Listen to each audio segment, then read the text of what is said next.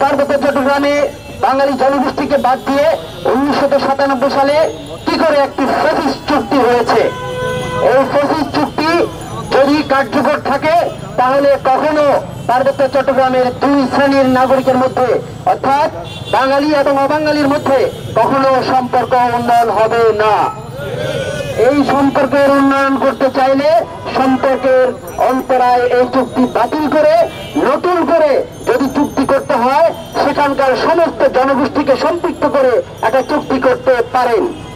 কিন্তু ওই এলাকার শুধু যারা অবাঙালি থাকবেন তাদেরকে নিয়ে চুক্তি করবেন সেটা হতে পারে না।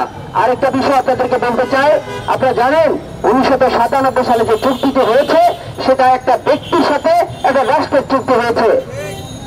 একটা ব্যক্তির সাথে একটা ব্যক্তি কখনো একটা অঞ্চলের নেতা হতে পারেন না। এই অঞ্চলের সমস্ত জাতি গোষ্ঠীকে হয়তো ওই ব্যক্তি নেতৃত্ব দান করেন না। এইরকম তো অনেক কিছু আমরা জানি, কিন্তু তাহলে কেন এই চুক্তিটা করা হয়েছে? আজকে সেই চুক্তি নিয়ে প্রশ্ন এসেছে। চুক্তির ব্যাপারে আপনাদেরকে সচেতন হতে হবে। এবং সাম্প্রতিক সময় আমরা দেখছি তারা বাংলাদেশের জনগণকে সেটেলার নামে শব্দটি ব্যবহার করতে চাচ্ছে। আর সেটেলার শব্দের অর্থ আমরা জানি যে নতুন কোন দেশের মধ্যে যদি কোনো বসতি যায় তাকে সেটেলার বলা হয়। তাহলে কি পার্বত্য চট্টগ্রাম কোনো দেশ? নাকি আমরা যেটা বলছি যে ড্রিমল্যান্ড ষড়যন্ত্র চলছে, সেই ড্রিমল্যান্ড যদি ড্রিমল্যান্ড না হয় তাহলে কি করে বাংলাদেশের জনগণকে সেটেলার বলা হয়? আমরা দেখেছি কিছু মিডিয়াতে ইতিমধ্যে শব্দটা ব্যবহার করছে এবং আমার ঢাকা বিশ্ববিদ্যালয়ের কিছু শিক্ষক ওনারা জেনে করছেন নাকি অর্থের লোভে করছেন নাকি বিদেশি এনজিও ফান্ডের কারণে করছেন আমরা সেটা জানি না। আজকে এই সমাবেশ থেকে আমরা তাদেরকেও সতর্ক করতে চাই, মিডিয়ার ভাইদেরকে সচেতন হতে বলবো যেন কোনোভাবে বাংলাদেশের নাগরিকদেরকে সেটেলার বলা না হয়।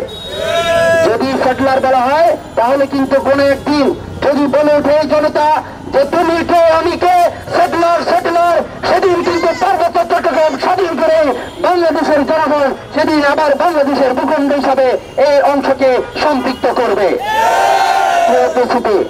আর পার্বত্য চট্টগ্রামে কোন ধরনের সাম্প্রদায়িক সম্প্রীতি যেন নষ্ট না হয়, সেই ধরনের কোন ধরনের অ্যাক্টিভিটি যেন না হয়, আমরা সবাইকে শান্ত থাকতে বলবো। আমরা বলবো আসেন সম্প্রীতি উন্নয়নের জন্য যারা উপজাতি আছেন, যারা বাঙালি আছেন, আপনার সাথে আমার বৈঠক হোক। ঢাকাতে এসে বিভিন্ন বামফ্রন্টের রাজনৈতিক সংগঠনের সাথে বৈঠক করে আপনারা মিটিং করে চলে যাবেন, তাহলে কিন্তু আসলে শান্তি সম্প্রীতি উন্নয়ন হবে না। আসেন বসেন, আলোচনা করি কিভাবে শান্তি উন্নয়ন করা যায়, সে ব্যাপারে আমরা কথা বলবো। ইনশাল্লাহ এখানে বিজ্ঞানের তুলির আছেন, প্রশাসনের লোকের আছেন, সবাই সহায়তা করবে। কিন্তু এখানে এসে আদিবাসী ষড়যন্ত্রের নামে নতুন একটা ষড়যন্ত্র খেলা শুরু করবেন, তাহলে কিন্তু এদেশের জনগণ মেনে নেবে না।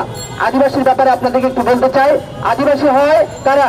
যদি আদিবাসী সম্পর্কে সংজ্ঞায়ন করেছেন সর্বপ্রথম মর্গান বলেছেন শরণার্থীর তল থেকে যদি কোনো জনগোষ্ঠী কোনো জায়গা বসবাস করে এবং সাথে তাদের কালচার এবং খাদ্যাভ্যাস একরকম হয় তাহলে তাদেরকে আদিবাসী বলে। আর বলা হয়েছে শরণার্থীর তাল, আমি কোর্ট আনকোট আবার বলছি, শরণার্থীর তাল পার্বত্য চট্টগ্রামে 13 থেকে 16টার মতো জনগোষ্ঠী বসবাস করে। তারা 100 থেকে 150 কিংবা 300 বছর আগে পার্বত্য চট্টগ্রামে এক একজন এক একটা সময় এসেছে, তাহলে তারা কি করে আদিবাসী হয়? আজকে মিডিয়া এবং এই বাংলাদেশের জনগণের কাছে বা যারা সুশীল বুদ্ধিজীবী তাদের কাছে আমাদের প্রশ্ন।